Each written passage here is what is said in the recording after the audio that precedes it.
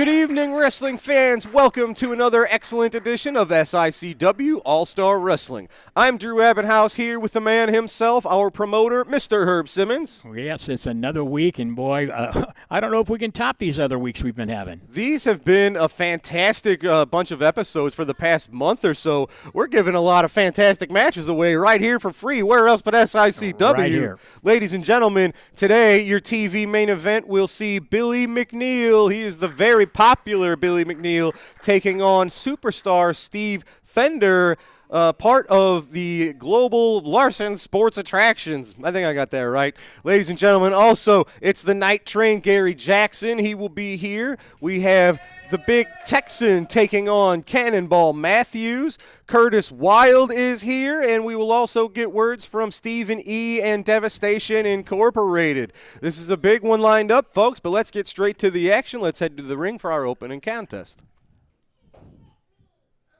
Ladies and gentlemen, our opening matchup set for one fall, 10-minute time limit. Introducing first, accompanied to the ring by the Merchant of Violence, Stephen E. From Cairo, Egypt, weighing 325 pounds. Representing Devastation Incorporated, Payton Ayers. His opponent, accompanied to the ring by the number one Ginger Wildfire. He is from the wild side, volatile Curtis Wilde.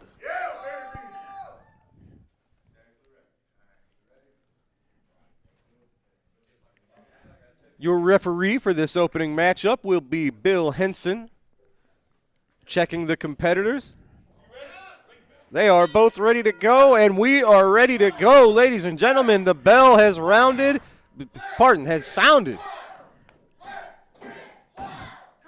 Rung and sounded, came out rounded. I'm telling you, this is a heck of an opening match right here on this segment. We can't talk. It's the action has been so great. My goodness. Man, I tell you, but Payton Ayers and Curtis Wilde. Yes, this is a Curtis Wilde who has been very motivated recently. Ever since he lost the tag titles, him and Billy McNeel losing those to Glenn Williams and the Super Assassin, Curtis Wilde has found a little bit of new motivation. He's got a lot of goals here. They're still looking for a rematch for their tag titles. Curtis has his sights set on singles gold once again. And our guys, they just keep getting better and better.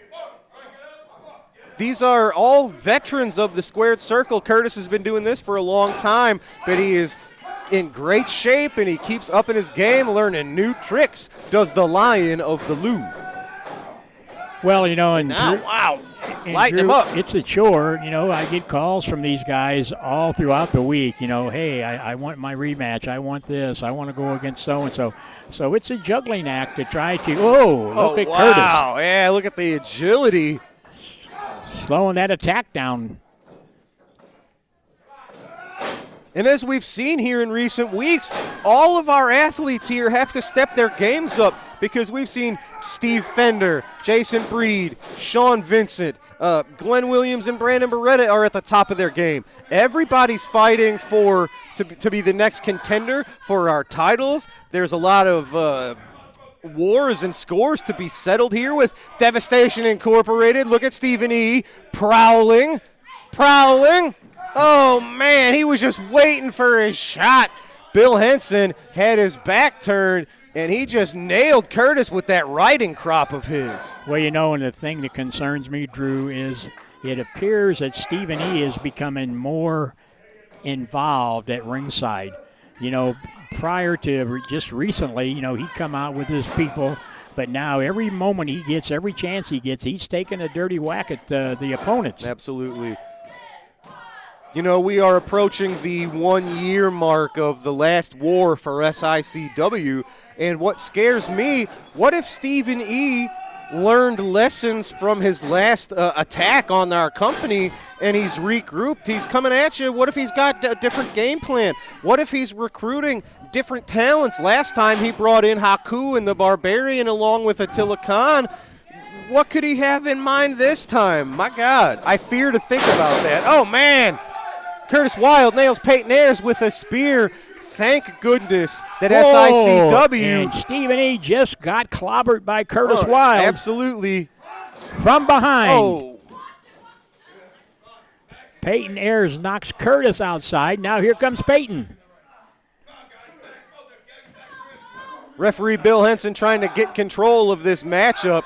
Oh, man. Stephen E's trying to figure out what state he's in. This has devolved from a wrestling match, ladies and gentlemen. This has turned into a fight. Payton Ayers and Curtis Wild, they're letting their anger get the best of them. I don't think either one of them's paying attention to Bill Henson. Payton dropping Curtis on the apron of the ring, and that's it. Bill Henson hits the 10 count. Payton Ayers more concerned with causing damage than winning a match. Oh, man, Curtis got out of the way in time. Payton crashed right into the stairs. This isn't over, ladies and gentlemen. The match is over, but I don't think this fight is over. Oh, you hear Stephen E. Not tonight. He said not tonight. He doesn't want his man to get too damaged. Whoa. Payton's ready to go. Look at Oh, my that. God. Wildfire holding her man back. Stephen E. holding his man back. If it was up to these wrestlers, they would still be going at it. Thankfully, these managers have a little more sense. They're holding them back. Look at Payton To Ayers. fight I don't think another I've day. seen him like that. Hey, he is an angry Payton Ayers. He is usually rather calm and collected. Wow. Not tonight. The holidays are supposed to calm people down. I think it's got emotions running wild, ladies and gentlemen. No pun intended. Oh, here he comes back Oh, it's again. Curtis Wild standing tall in the ring, but oh my goodness. Look at Payton Ayers. He is an angry, a ferocious Payton. Look at these men. They're staring each other down. Curtis drawing the line. And Stephen E. trying to calm down Payton Ayers. Normally, he has him under control, but wow. I got to try to get a few words from Stephen E. and Devastation Incorporated after this. Hopefully they calm down a little bit first. Man, if this is what we got to look forward to 2026. Yeah, whew. We think we're settling down for the year, but things are firing up, ladies and gentlemen.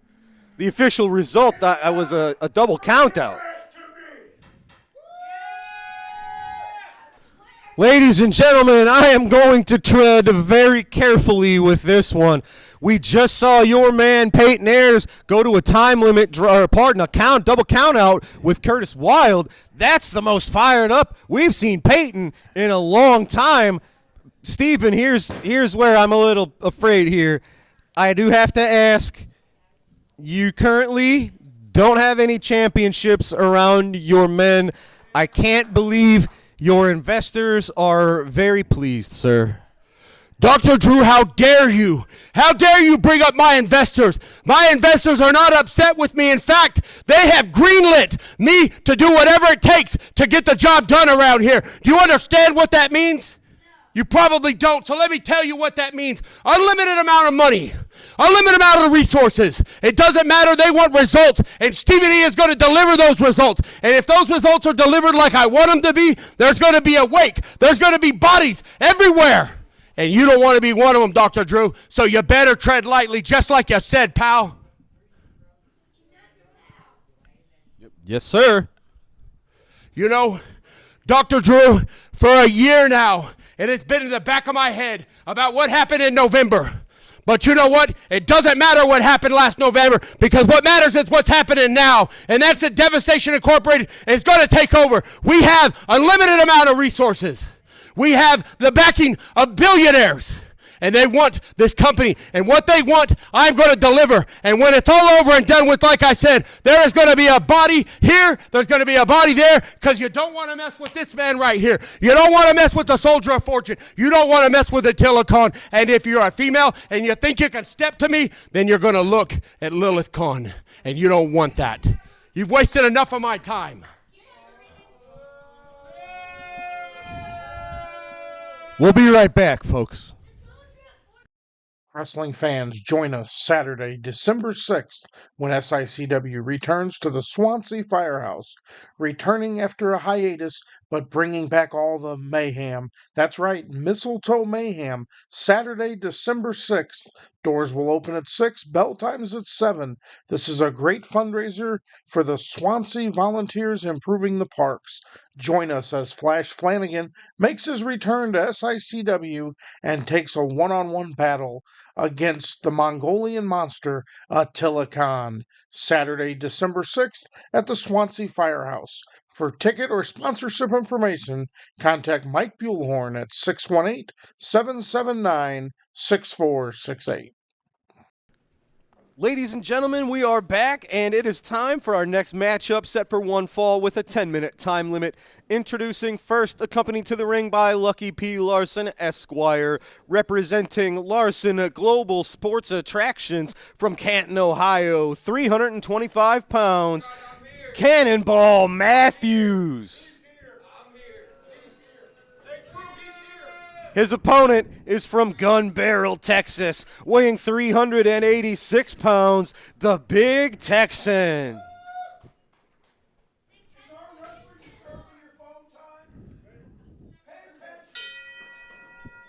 Referee Richard Powles calls for the bell. This matchup is underway. These are two big men, ladies and gentlemen. Cannonball Matthews, the amateur wrestling expert, who has since, of course, really expanded his experience and has learned a lot of new tricks. He had a base of amateur wrestling, but now he can fight, he can brawl, and as they say, he is a cannonball, and he will crash into you. Well, and he's got his hands full right here with the big man, the Big Texan. You talk about muscling back pound for pound here. Big Texan, almost 400 pounds. Look at this. Both men, collar and elbow tie up. They're both fighting for the advantage and the leverage. Cannonball got Texan into the corner, nails him with two big cannonball-like shoulder tackles. Oh, just nailing the Texan with clotheslines, with shoulder tackles into the corner. And now he's got the big man on the defensive, laying him out on the middle rope and just unleashing damage. And, oh, my God, he can't help himself. Lucky P. Larson using a little bit of momentary distraction of the referee to choke the big man. That's been an all-out offensive assault on the Big Texan. Cannonball using those big arms, those big forearms. But Oh look my at the Texan, God, man, all I'll it tell you. takes is one punch. Uh-oh, backs him into that corner. Oh, man, clubbing chop right to the chest of Cannonball, followed up with a big forearm. That's all it takes. Cannonball and Lucky were had the Texan on the disadvantage on the defensive. All it took was a couple of big strikes. Those are like giant tree limbs on behalf of the Texan. But look, it's this back and forth battle. Yeah, Cannonball says, you're going to chop me, I'll chop you right back, big man. He's not backing down from him, I can tell you that. You keep everybody on their toes here, and all of our athletes, all of our wrestlers, they can't rest on their laurels. They have to continuously improve. Our locker room, when you influx and inject new talent, new blood like Cannonball Matthews, everybody has to get better and improve against these new talents that are coming in here. Well, and that's the thing, you know, Drew, and we've talked about it too. And, you know, I get calls every week from talent from around the country, and they're all wanting to come to SICW. Yes, sir. But, you know, you can only have room for so many people. Yes, and sir. But the ones that are coming in are really proving themselves to be competitors. Well, and it takes a lot of guts, no matter who you are, to step into this locker room here. Look at the ring right now. Who in the world would want to come and challenge either one of these men? It's rare to find athletes over 300 pounds in the wrestling game nowadays, but you got a locker room, two locker rooms filled with monsters. Oh, without a doubt, I'll tell you. And experience. The Cannonball Matthews, he looks better and better every time we see him. And now he's got money behind him. Of course, this Lucky P. Larson's group, financed by Missy Hyatt. He's got someone like Superstar Steve. Oh, man, look at that big clothesline from the Texan. Speaking of Superstar Steve, speak of the devil, and he does appear. Man. Instead of letting his man take the pinfall loss, he said, let's get a disqualification and attack the big man, Superstar Steve.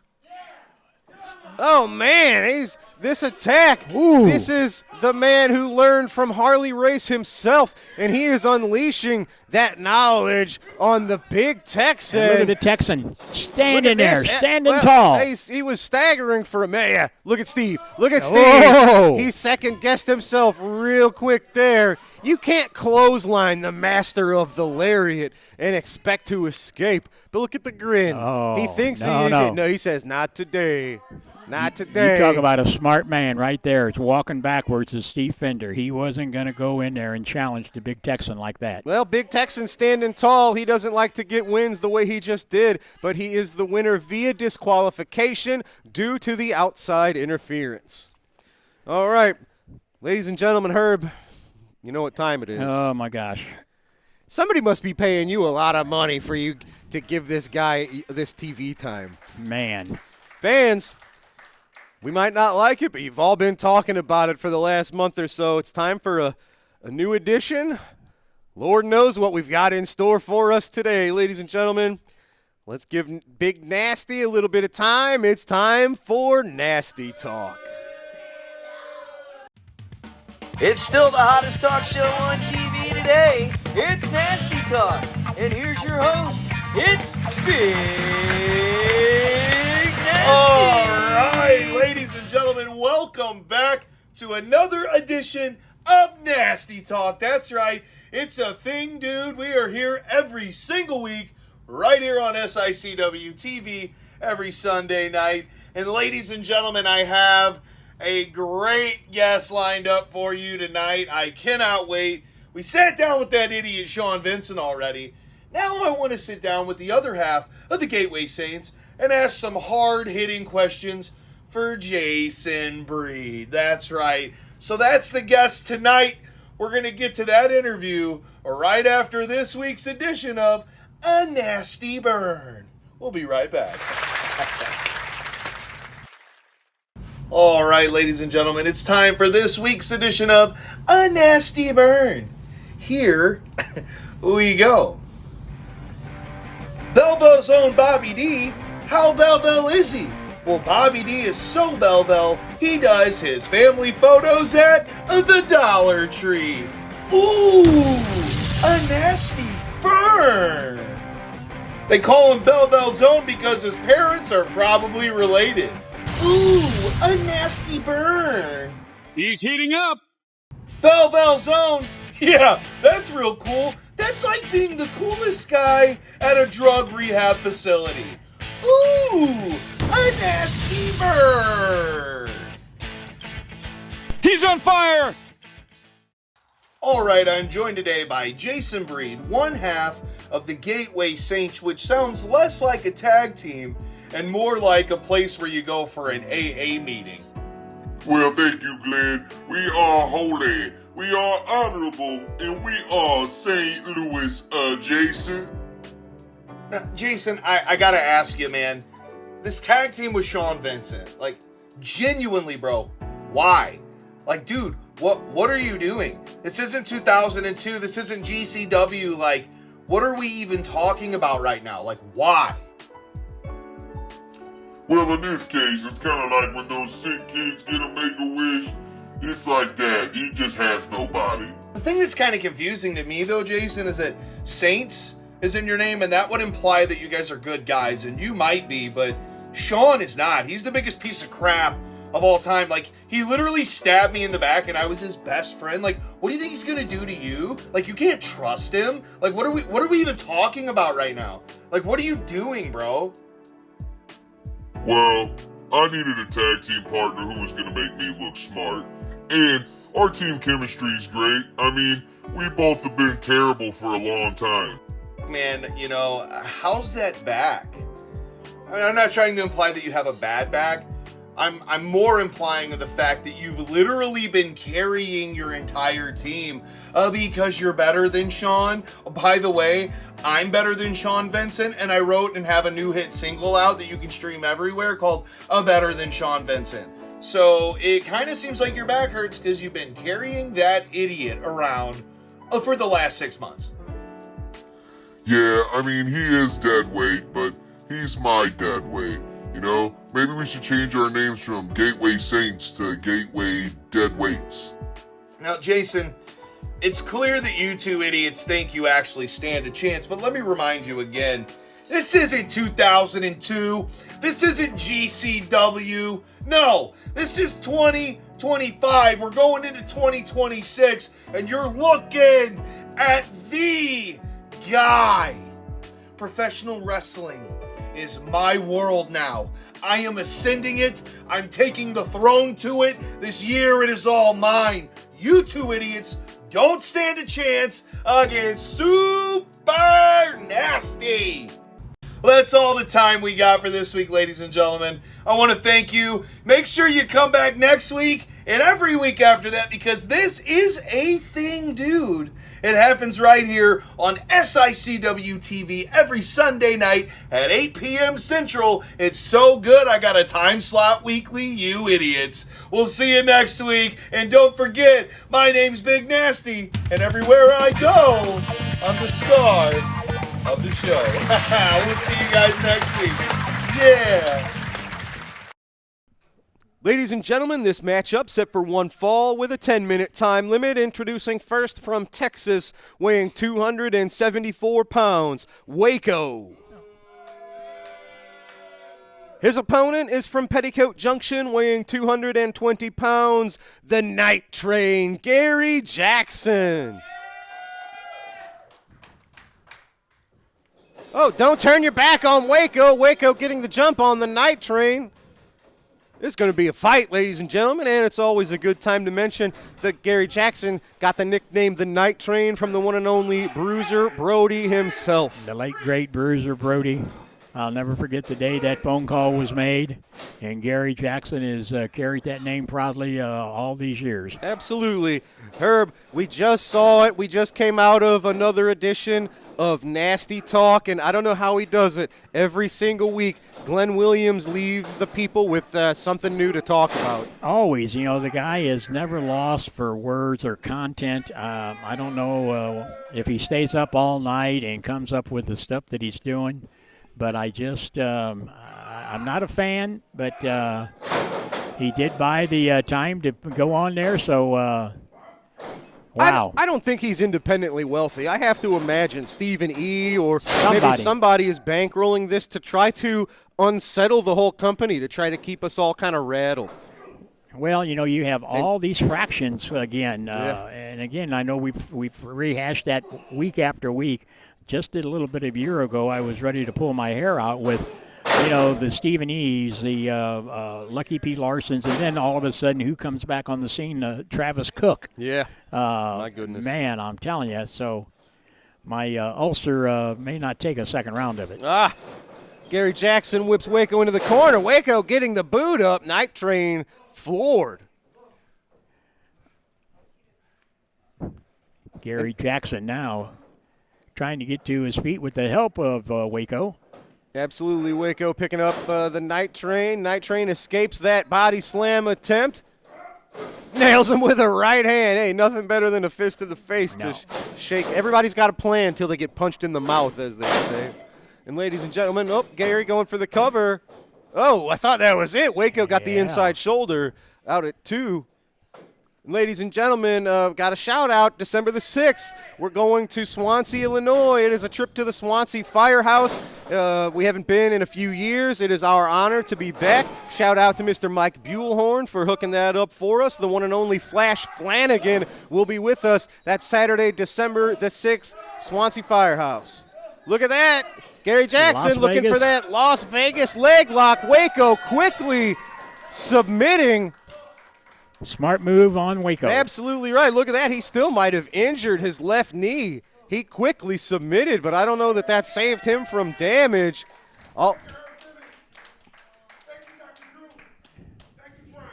Thank you, Gary Jackson, and congratulations on a victory today. All right, ladies and gentlemen, we've got to take a commercial break. We will be right back with this week's Promoter's Corner. Hey everybody, What Were They Thinking is proud to be a part of the show with Herb Simmons at SICW. Show some enthusiasm, Joe. Put on a damn bow tie. We got Herb Simmons. We got the Kill Arena. We got St. Louis, where Mr. Briscoe is in the Hall of Fame. What Were They Thinking? It's available on Backstage Pass. Sports Ketas, our buddies. We talk about the wildest, the craziest, the dumbest, the insane moments in wrestling history that I'm proud to be a part of because, Mr. Briscoe, you're the one that hired me. And I don't know what I was thinking when I did that, John. That's not nice. Not nice at all. We love Herb Simmons. And Herb Simmons, you have been there forever. Mr. Briscoe thinks you might be 1,000. I don't think you're a day over 900. We love St. Louis. What were they thinking, Backstage Pass?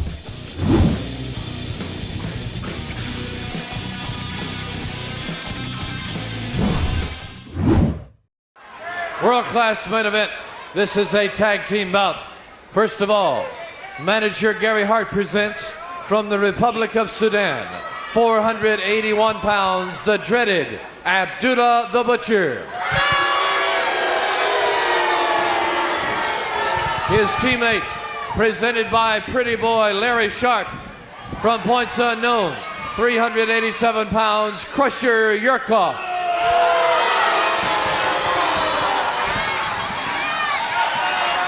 Their opponents across the ring, from New Mexico, the world-renowned Bruiser Brody.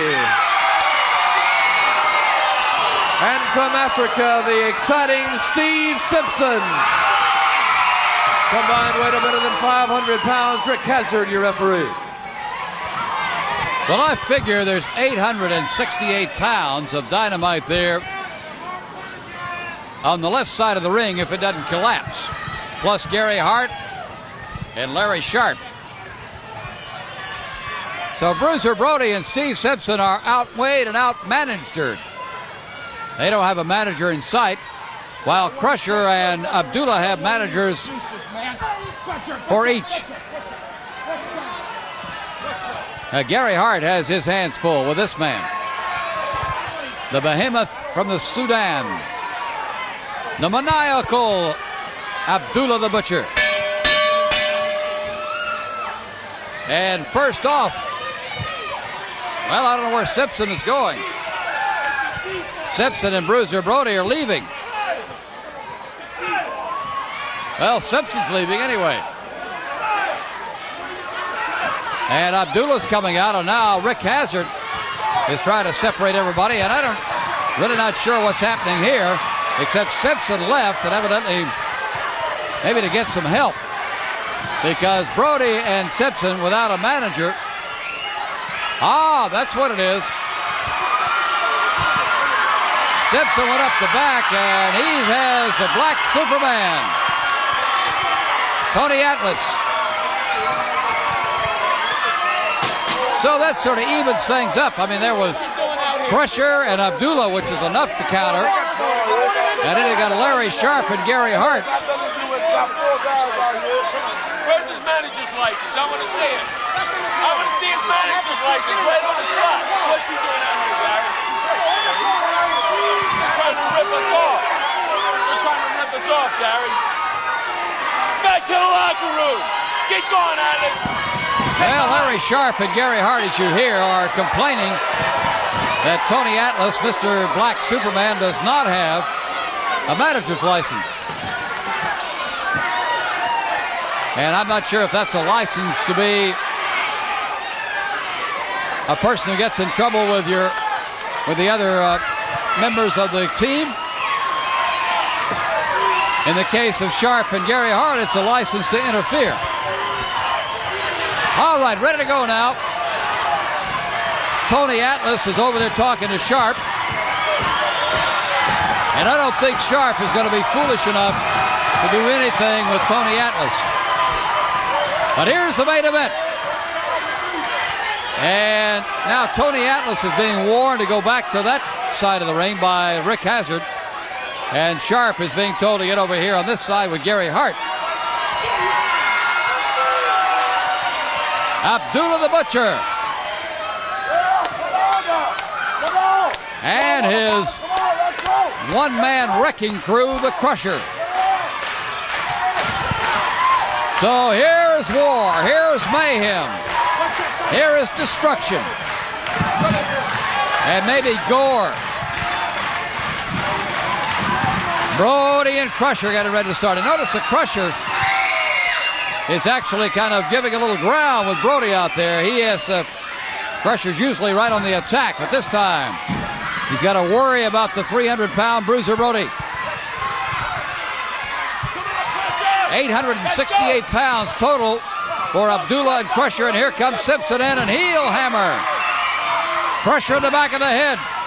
So it's going to take Brody and Simpson combinations to put these two behemoths away. Simpson, oh, down he goes, and here comes Crusher. A little cartwheel move, and down to Simpson again. That's it, Crusher! That's it, Crusher! That's Larry Sharp, and that's Simpson down. That's it. Stay on him. Larry Sharp loves that. Great hook and move by Simpson, and again by Simpson. Gary Hart pulling Abdullah back in the ring, or out of the ring. Abdullah trying to go in, and Gary Hart pulled him back, and Gary's telling him to kind of check himself. And look at that move by Simpson. Steve is the kind of competitor who has to give up. Whoa, right here. Abdullah, the thumper. And Simpson trying to get the bruiser. Didn't make it. So Crusher gets an opening, and he has a big opening.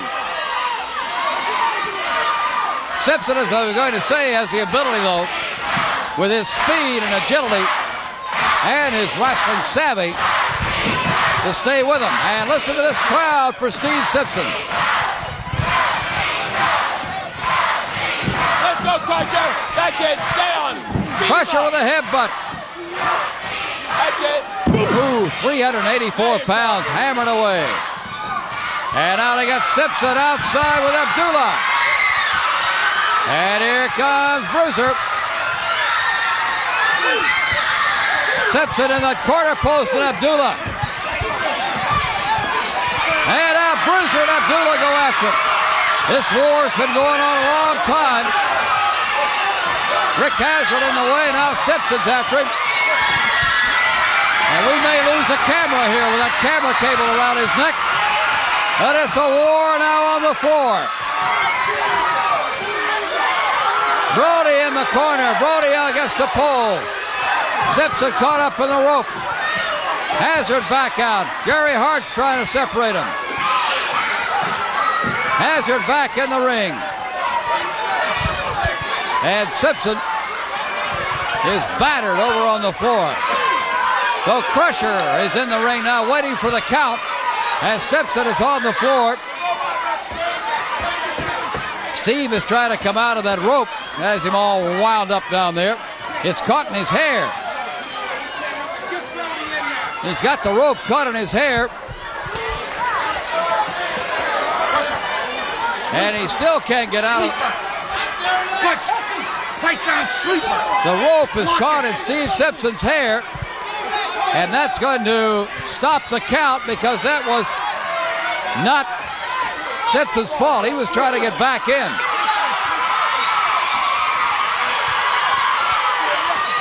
So an unusual set of circumstances that Simpson tries to get his equilibrium back now and come in with Abdullah the Butcher.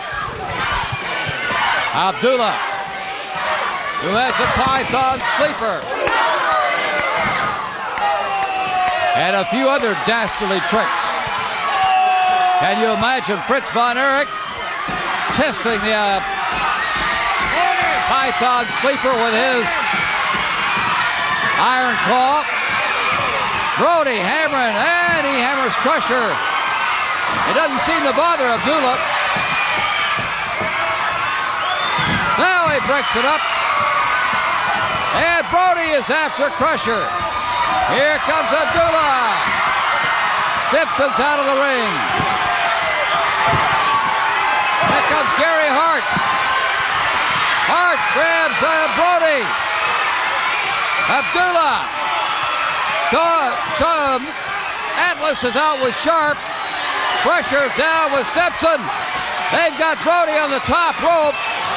There's a war all over this arena. Cody Atlas and Sharp. Simpson and Crusher. Hart has Brody. Now here's Atlas going after Hart. And Sharp. Rick Hazard is down. Hart is headbutted. Brody taking after Abdullah. Atlas giving Hart a lecture. The bell. Rick Hazard has been battered. Everybody's been battered. There goes Sharp. Hart has been battered. Abdullah's leaving, and this match has ended in a wild mayhem. Abdullah tearing up the furniture. Simpson hammering Crusher. Abdullah's got Simpson. Crusher with a vicious blow to the side of Simpson is on the floor. Brody trying to protect Simpson as everything has gone crazy.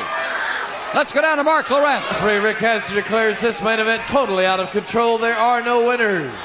Totally out of control may be a minor statement. There's Gary Hart. And everything is wild and woolly. And we'll be back to tell you more about World Class Championship Wrestling in just a moment.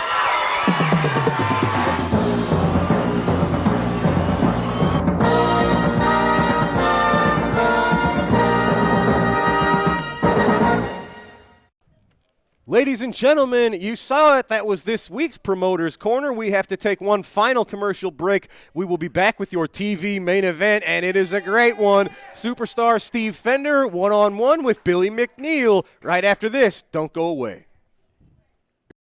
Wrestling fans, join us Saturday, December 6th, when SICW returns to the Swansea Firehouse, returning after a hiatus, but bringing back all the mayhem. That's right, Mistletoe Mayhem, Saturday, December 6th.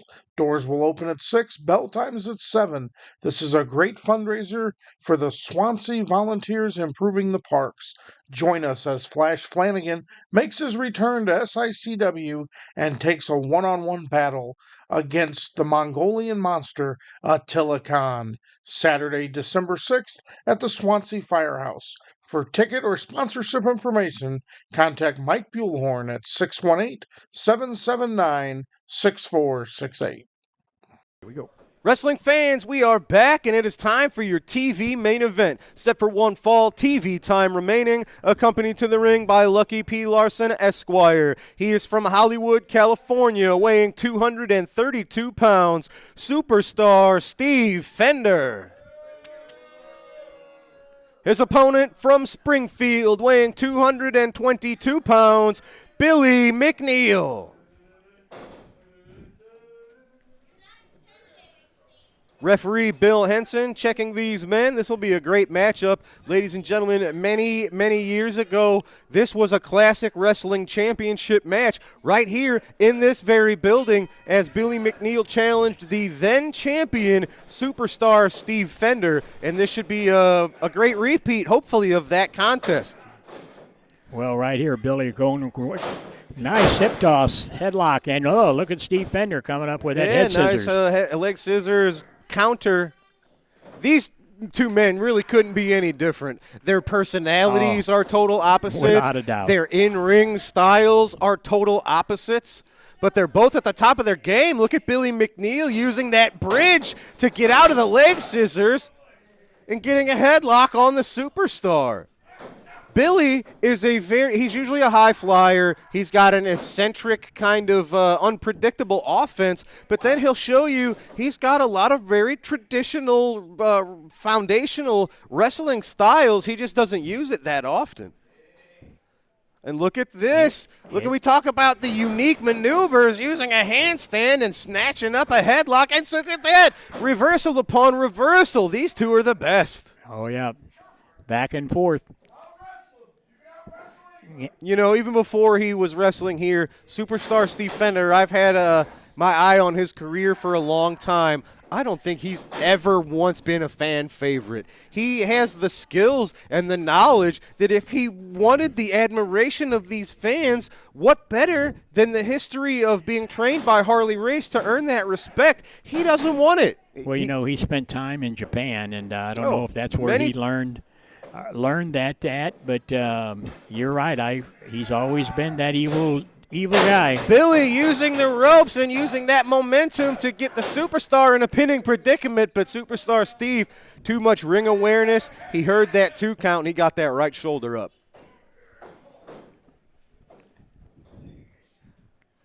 Lucky P. Larson keeping a keen eye on the action here. Billy, nice shoulder tackle. Superstar Steve still out of there. A little bit of chain wrestling going on in this one. Yeah, this isn't what you normally expect from Billy McNeel, but that might be. We call him unpredictable, and Superstar Steve probably was not ready from this sort of an offense from Billy McNeel. Matching Steve Fender, counter for counter, hold for hold. Billy showing that underneath all of that unique offense, he's got a very solid foundation in traditional wrestling. You got to be wondering what's going through Lucky P's mind right now. Hey, this isn't what I was expecting. I've also been watching Billy McNeel for a long time. I don't know how in the world you would come up with a game plan to go after someone so erratic and unpredictable. Another headlock.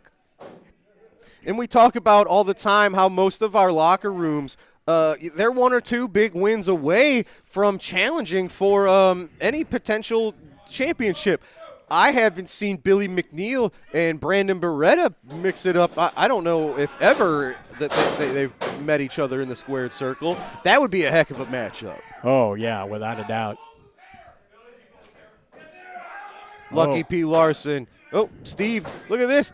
It's reversal after reversal. Steve Fender, even when Billy's on the offense, you're 1 or 2 seconds away from getting pinned with someone as crafty as Steve Fender. Right back where we started from. This is a great, I would call it a scientific match right here. Yeah, I haven't seen anything really. Look at Billy. Look at this. Look at that escape. My goodness. Yeah, it looks like Lucky P's getting a little upset. Billy McNeel, he's got kind of a goofy personality. Well, I don't mean any disrespect, but you don't always nice forearm. Yeah, you don't expect this serious, concentrated effort from Billy. Usually he's kind of a free-spirited individual. In and out of the ring. Steve Fender showing he doesn't mind going to that dirty bag of tricks. Yeah, and I don't think he would have done that if he was confident that he had things under control. So I think that shows Steve Fender was a little worried about what he's experienced and what he's facing here today against Billy. Well, even though they have faced each other in the past, as you said, he probably thought, well, maybe things have changed and I don't have to take him as serious. I don't know that Billy McNeel has ever wrestled the same match in the same style twice. But Steve Fender utilizing that mean streak. That's one thing I have not ever seen from Billy is a mean streak, and that's something Steve Fender certainly doesn't mind tapping into. Look at Billy shaking that left leg out. And look at Steve going right after that injured leg. Hopefully he doesn't have any serious injuries. Hopefully he didn't tear or pull anything in that knee, but Steve Fender not letting up on it. You can't show Steve any weakness. He will capitalize on it and treat it like a bullseye. Ooh. Oh, my God. How about that? Just a kick to the face. Little insult to injury there. But Billy reaching down inside, trying to shake it off. And that kick to the face, I was kind of reading his body language. He was surveying Billy. I don't think he even knew what he was going to do next. So if you don't know what you're going to do, how about you just kick a man in the head? Yeah. Brings it. Oh, look at that, Billy. Man. Reversal after reversal. Billy countered that corner attack of Steve, but Steve saw Billy's attack coming and nailed him. He's got Billy laid out in the corner, followed up with a big boot. Look at Billy. He might be out. Oh, my goodness. Smart. He's always going for that Fender covering the arm, putting the weight over the shoulders. Great lateral press there.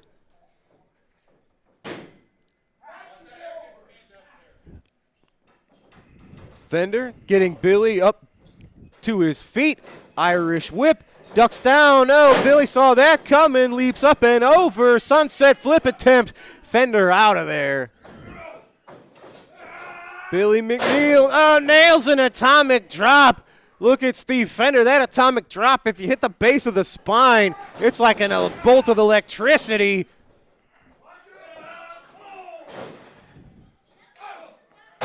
Both men fighting tooth and nail. Billy, what's he going for? Huge slingshot splash. Fender out at 2. Oh, that reverse mule kick. Man. Yeah, kick right to the gut. If you're on a roll, a shot to the gut will send the wind right out of you and stop you in your tracks. As you see, look at Billy. He is laid out. And now he goes right back to that injured knee and that leg.